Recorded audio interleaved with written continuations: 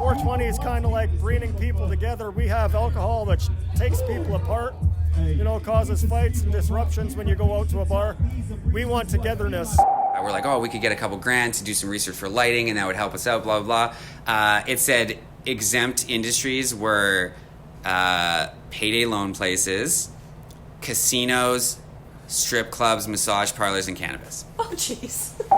I'm well aware of the negative image of a doctor that recommends his patients to smoke. It sounds horrible, but I think cannabis through the lungs acts very differently than cannabis which is taken orally or in another manner. It's Reefer Madness, the podcast with Trevor and Kirk. Kirk. So as we've said before, you were all over Western Canada for the end of April, beginning of May of this year. And as per your wont, you stopped and harassed some budtenders in the nicest possible way and demand that they give you stories. And a surprising number of them say, yeah, okay, I will. Well, thank you for that. I go in with phasers flying. Yes, again, we're all over the place. People, if you just discovered Reefer Madness, the podcast, I'm Kirk Nyquist. I'm the registered nurse, and I'm Trevor Schufeld. I'm the pharmacist, and we said it in the intro at the beginning of the show now. So we're Reefer Madness, the podcast, and occasionally what will happen is that I go on little road trips with my van, which we have called Van Hoop because it's a coffee-colored 1984 GMC rally van with a bed in the back of it. Basically, it allows me to go on road trips and camp wherever I want to. It's a tent on wheels. So this is... Yeah, sorry, I'm not trying to step on you. Keep going. So this is me on my road trip. Now we're jumping, Trevor. We're jumping. We're going to be in Edmonton for one of these trips, and we're going to be back in Hope for another one. So Hope is what province? Hope is what province? Hope is British Columbia. And you can make all the Beyond Hope jokes you want starting now. Beyond Hope. Yes. First we're Beyond Hope in Edmonton. I'm with my friend Kayla Knutzlin, the cannabis nurse in Edmonton, and we've met her in the other episodes which were part of this road trip. Kayla took me to a few of her haunts. We went thrift shopping, and we went to Spiritleaf in Sherwood Park, and we met a young bud tender there. Now, the interesting thing about this story, Trevor, is that if listeners have been listening closely, they'll hear this shop name dropped in the Veterans Show with Natalie and Rob, and they'll hear us name drop it in the New Life episode as well. So Kayla and her crew obviously respect this shop immensely. So this is me going in and talking to a young bud tender. Let's listen to Kamryn. My name is Kamryn. My cannabis story, I was a really good kid. I didn't touch cannabis. I graduated when I was 17 and I did edibles like twice, like 5 milligrams, whatever. I didn't smoke my first joint until I was actually working on the Coastal GasLink pipeline. I was 18, but in BC you have to be 19 to smoke. But I had a coworker of mine who got BC weed and he rolled me a joint. He said, "Here's your first joint." And joints have been my favorite way of consuming ever since. But I tried to consume very little, but once I got out of that industry, into the cannabis industry, that's where I really fell in love with it. I am such a huge nerd about cannabis. I love learning about the terpenes. My next step is learning how to grow it.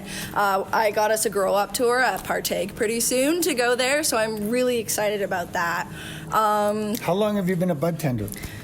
Over a year now. Okay. I just passed my year here at Spiritleaf in February. This was my first cannabis job. And I use cannabis recreationally myself, though I do use CBG and CBD for pain and anxiety, especially when I'm on my period. Those CBD creams or the bath salts save my life. I'm a huge advocate for it for women for even period pain or anything like that. CBD is a great way to get started, or CBG, those other cannabinoids. And it's great for people who don't want to get high. I know athletes who come here for CBD to help with their joint pain and stuff. It's really cool to see that. I love seeing how it helps people, and I love hearing other people's stories as well. So as a bud tender, what education has Spiritleaf given you? Well, I had to learn a lot. I did not know much when I first started working here, and my boss, Nikki, was like, you are going to sit at this computer for a half hour and do your own research into terpenes. And she was like, I want you to go home and do it as well.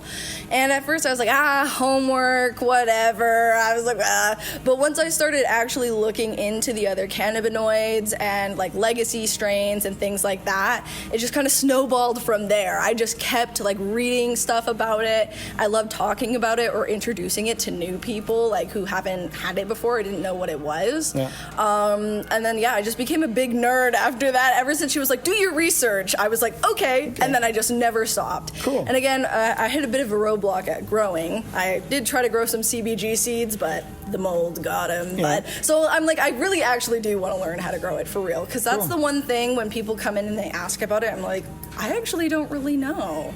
Everything else I'm pretty well versed in.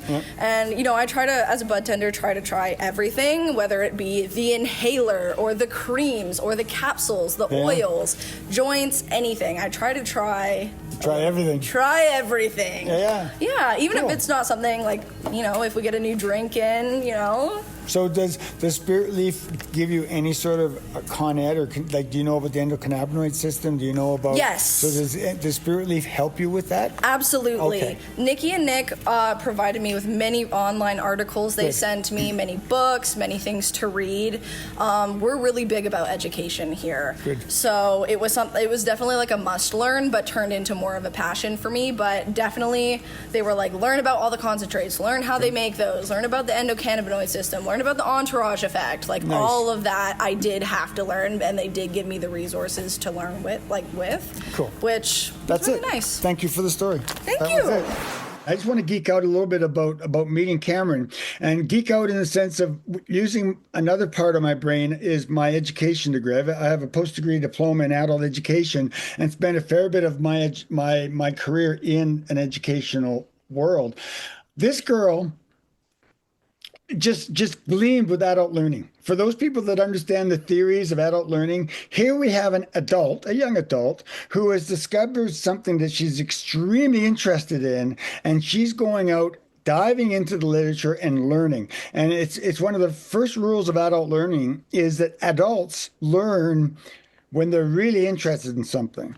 The other thing I liked about what she was doing is she applies experiential learning type. So she likes to learn by doing.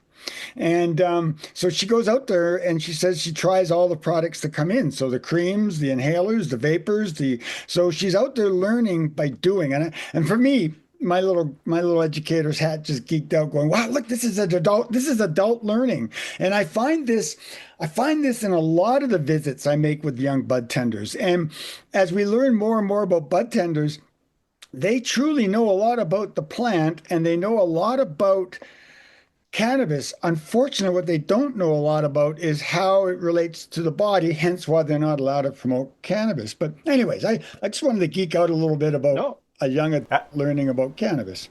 Absolutely. And teachers, you can all send your hate mail to Kirk, or me, but that is supposed Why would to be... there be hate No, mail? listening. The hate stuff is coming now.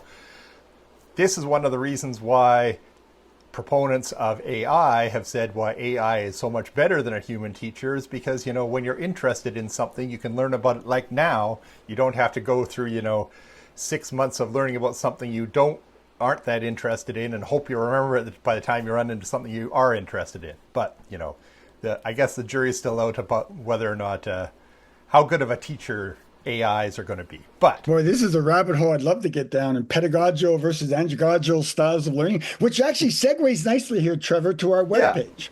Well, it does. We have one of those. We have a webpage at reefermed.ca, and it's built for all types of learners. Like for those people that are interested in visualizing and reading, they can see the transcripts. For those people that like to see things, they can watch the videos, and those that are listening can listen. So yeah, anyways, I was geeking out on Kamryn, and I apologize for that, but I like I really like listening to Kamryn, but now I stepped on the surprise. We're going to listen to an old friend of the podcast. She's been on it before. You were in Hope talking to Lorraine at Marlee's Den. Yes, we first met her in episode 131, Road Stories 2024, the last time I went through Hope. And I forgot that trip I carried a bunch of posters and I was handing posters out to everybody. I should get back into that habit. But one of our posters is still on the wall. And we met her in episode 131, and she gave me two stories, Trevor. And so let's listen to them. Okay. So I'm back at Marlee's den and visiting Lorraine. So, hi again. Hi. What's happening in the rec market? What's going on in Hope? I mean, I think everybody's just trying to recoup from the strike last year. There was no sale of cannabis, no sale of alcohol, nothing. You couldn't order anything. I mean, we didn't. We had some direct delivery options. But even with direct delivery, there's so much red tape that you can't get half of what you normally would. Okay. So with government regulation, if they say that the company is only allowed to have 20 plants, if they have more than 20 plants, they can't sell direct delivery. It means that all of their product for all of their brands has to go through the government. Okay. Right? But so if they say that you had 19 plants, right, then you could sell directly to cannabis stores. But again, for so many of them, it's not one brand, right? So you have a mother corporation. Let's use Dealer as an example. Dealer is the mother corporation. Under the Dealer brand, you have BC Doobies, you have BC Smalls, BC Quarter, BC Half, BC Ounce, on top of the actual Dealer brand products. So it's like BC Smalls is one, BC Quarter is another, BC Half is another section under the same mother corporation. So it's like saying that you have one rep that deals with spinach, that deals with box hot, that deals with general admission. So all three of those products fall under that one rep. Okay. Right? So even though it's three different brand names, if all three of them, as an example, had 19 plants, you still can't do anything because it's the same mother corporation. So I grow pot, Yeah. The government approves the SKU for that pot, I send it to their warehouse because that's the only way I can sell it is through their warehouse. Okay, got it. And then the government puts it on, and then we, as the cannabis shops, Buy it. purchase it. So we have Save On Fruits, Loblaws, Superstore, Save On Foods, and Freshco. Right. They're all under the same corporation, under the Loblaws organization.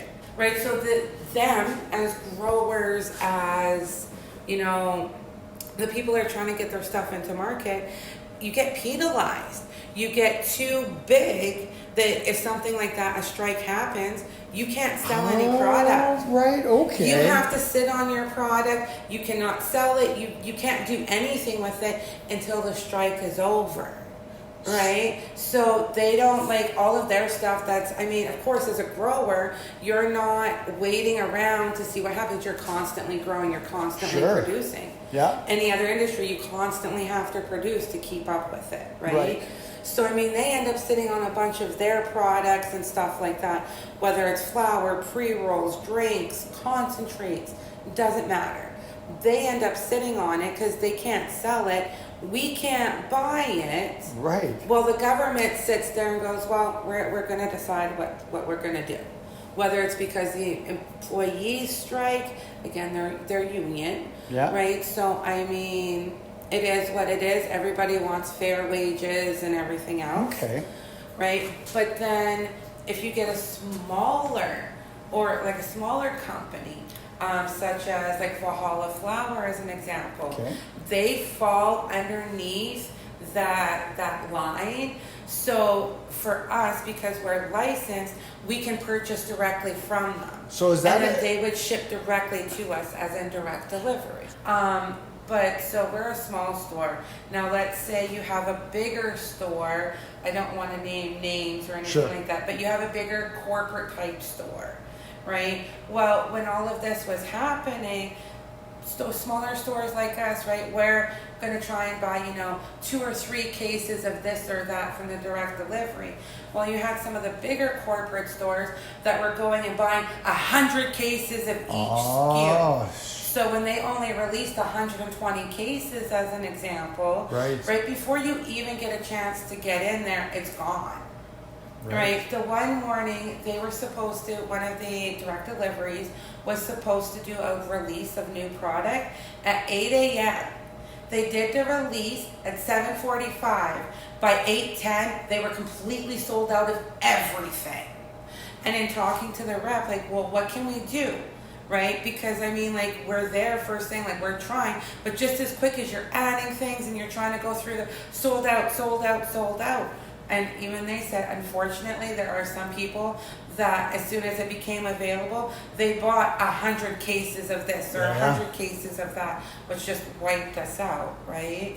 Again, if you're a bigger corporate store, you're not necessarily just buying for one location. You have multiple locations and you want to make sure all your stores have. I get it, but at the same time, because there's no limit, that means a lot of businesses closed, a lot of cannabis stores permanently closed. Thankfully, we weren't one of them. But it affected us in many ways. It affected the cannabis industry in many ways. Yeah. Well, and that's part of it. I get that they're trying to regulate and keep people, quote unquote, safe. But at the same time, how many people have overdosed from consuming cannabis? Yeah. Right? Yeah. If you consume more than what your body can handle, you go to sleep and you sleep it off, or as some people say, you green out, which means you may get sick to your stomach and then you want to go to sleep. There's no pumping your stomach, there's no, having to pump through your blood because you alcohol poisoning, blood poisoning, right? Literally you just want to go to sleep. I'd like to talk more about the BC business if I could. In the BC business, now you're not an LP, but you can buy directly from an LP, a grower, right? So give me an example of what would be a local grower that you're buying from. I heard you talk to the last customer that one of these was a local grower. There was a bunch of them. Yeah, so we got the BC Doobies, which falls under the dealer brand. Okay. Right. BC Doobies, the BC Smalls, all of those, they are local, they're organic. And that is a bunch of our local growers that were trying to get their foot. They've been growing 20, 30 years. Sure, the legacy market. Long before cannabis was legal. Right. And, part of legislation taking so long was so a lot of these local growers could get their foot in the door, be able to get some of their product out into the market before the big corporate guys came along and went in. Well, there was so much red tape and so much stuff that so many of them didn't get a chance to even get their foot in the door or even close to it. Right. Before government took over and corporate and all of that. So a lot of them got together under the mother corporation Dealer. And Dealer, like I said, it's all of our, I shouldn't say all, but it's a lot of our local growers from here in BC that are about quality of the flower, the quality of what they're producing versus being mass produced and stuff like that. Mass produced works too, don't get me wrong. Yeah. But so many people, they come to BC because they want BC weed, they want something local, and I think it's a great option. Right? So the strike must have helped them. And so in some ways it does. In some ways it helps a lot of the smaller guys. Yeah. Right. But it's two sides, right? They're still able to get their product out, which is great for them. Many ways, when you think about it, they're the little guy. So I'm not saying it's the case, but they're more likely to be living paycheck to paycheck like we are versus that corporate boss sitting in an office and it's like, whatever. We're good for another month. I'm not saying they're like that. I'm sure they make great money doing what they do and they love it, but they're more likely to be that. So the fact that they can still sell the product is absolutely amazing. Yeah. They're not going to have that cut in their income. They're not going to have that cut in their production. Right. Again, if you're corporate, it sounds kind of mean, but you have more money to play with. Yeah. more money to throw at a problem and, oh, it's not that big of a deal. We'll pick it up next year. We'll write it off on our taxes. Yeah. So I really liked the talk about the strike. Not that strikes are good. You know, in general, during strikes, people are unhappy. But why this was interesting is a few episodes ago, we were talking with Rob Raposo at New Life Canna, and he was describing the BC strike from a grower's point of view about, you know, how difficult it was to get cannabis into BC, and, you know, how he felt like he was kind of accidentally screwing over one store versus another because, you know, that's just kind of how it was going. It was interesting to listen from Lorraine's point of view what this strike was like from a cannabis shop's point of view, and it sucked. You know, they couldn't get stuff. Their quote unquote usual way is to get everything from the government warehouse, but there's none of that. Now they do have direct. You can send under certain conditions. I'm not an expert in this, but a grower can send something directly to a store, but there's a lot of rules about who can do that and how they can do it. And it's sort of intended to be, my understanding from this thing with Lorraine, is for small growers. So under X number of plants, you can do a direct shipment during the strike. But if you had more plants than that, you couldn't do it.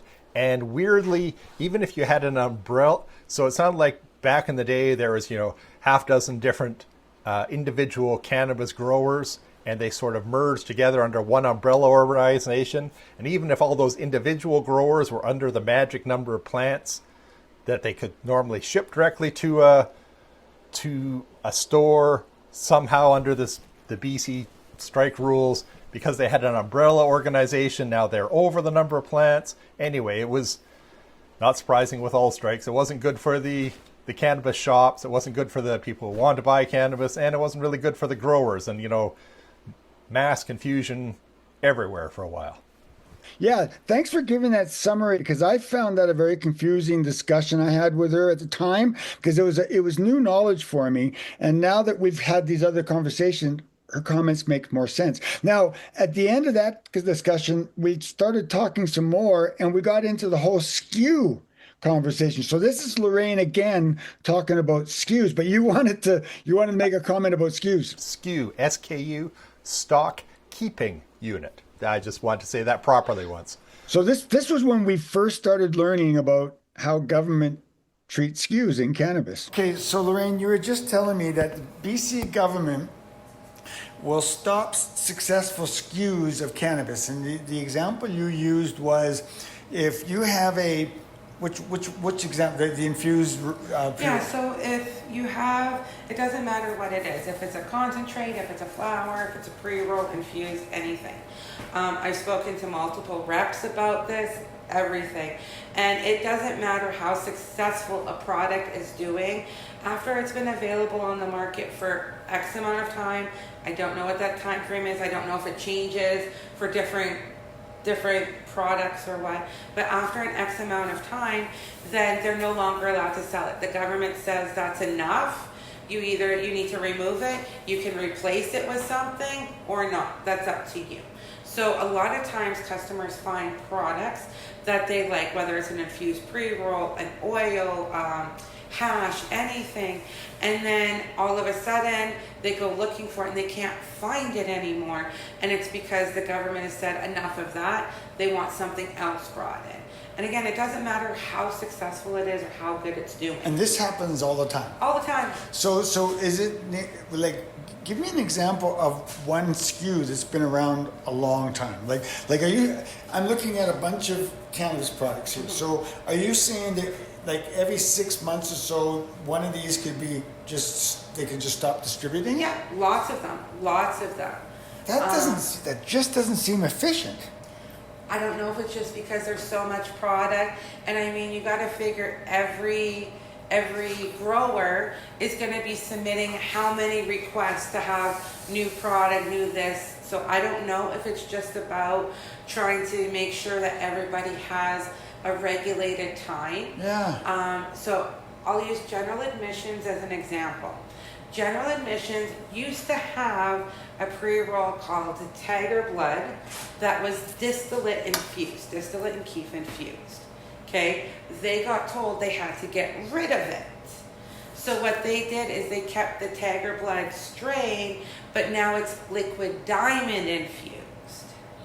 Okay. So they changed the concentrate on it, so they were allowed to keep the SKU, like it's a new SKU number, but they were allowed to keep that Tiger Blood strain. Okay, but did the government tell them to Right. get rid of that because it had distillate in it? No, it was just because it had been on the market for X amount of It's time. been on the market too long, and they said we're done. Yeah, so the original was distillate, the new one is liquid diamond. So because they changed the concentrate, they were able to keep the Tiger Blood name, but they had to get a new SKU because it's now a new concentrate. But me as a customer, I can't form a favorite. Well, and that's just it. I've had customers that use General Admissions, again as an example. They love the huckleberry flavor, they love the glitter bomb flavor, and within a couple of months, completely gone. And these are the infused reefers. These are the infused ones. Okay. There was a company called Tasties, phenomenal infused pre-rolls. Their peach infused tasted just like peach nerds in smokable form, but peach nerds, Yeah. right? They were on the market for too long, so they're no longer available. They're no longer making them. And they were one of the best tasting pre-rolls that were out there for the flavor punch. Does this happen to flour as well? Yeah, So it happens across all of it. Flour, pre-rolls, infused. It's just General Admissions, more people know a lot of their names. Okay. Like their brand names, so that, yeah, I used to get huckleberry and I can't now. That explains why. But this would only happen at the warehouse. This doesn't happen at the craft level. No. So the craft guys are able to keep their and the craft guys have SKUs as well? Yeah. Okay. So the craft guys are keeping their mother plants going. It's the big guys that have to change a name. Well, so even the craft guys say they were growing Northern Lights. Okay. And we're going to say the brand name was Kraft. So after Kraft finished growing, or they were growing this Northern Lights, after a certain amount of time, the government's going to say, okay, no more. So they're going to tell the craft guys too. Yeah, no more. You need to do something else. You have to give us another Because varietal. even if it's direct delivery, even the craft guys still have to answer to the government, still have to go through the government tape and get government approval and everything. You cannot sell a single gram of weed in BC legally without government approval. The only difference is with reservation, because the reservations have their own government rules and regulations compared to the rest of the stores. Yes. Right? But so for all of us that are government regulated, right, it is what it is. Okay, so Trevor, those are two stories. Again, a little different in the sense of who I'm talking to and where I'm talking to people. But again, it's just learning about how budtenders work within the industry. So another couple of stories that were cold calls. So it was great. We had, Kamryn doing her own education of herself so she can serve her customers better. And then Lorraine getting us up to snuff on SKUs and strikes and all the other sort of problematic things that you run into if you're trying to sell cannabis legally in Canada. Yeah. All of these links will be on our webpage, reefermed.ca. I'm Kirk Nigris, I'm a registered nurse. I'm Trevor Schufeld, I'm the pharmacist. And come back here, there's going to be a part 3 for these road stories. So see you soon, Trevor. Another good one, and we'll talk to everyone later. Check out the complete library of Reefer Madness episodes at reefermed.ca. And make sure to follow us on all the socials for bonus info on what Trevor and Kirk are up to.